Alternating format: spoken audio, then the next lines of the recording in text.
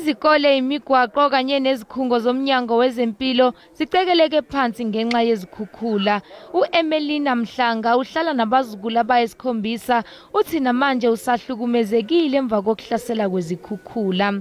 Yangikinya bethu nami ngoba bodrada bami la ngihlala khona nanyalo kuwile kude lokuphilako khona. Inkomo tilala la ekhaya noma ngathi ngiyavusa bodrati babolile bashiwa ngibabe bakadzeni kude vele lokukahle ngalabo drati. Uhulumeni kanye nezinkampani ezizimele bayaqhubeka nokuxhasa imindeni ethintekile. We have partnered or we collaborated with the IDC to see to it that we bring the much needed assistance to those victims that were affected by the floods. Izakhamuzi zembukele ukudla zazwakalisa ukubonga.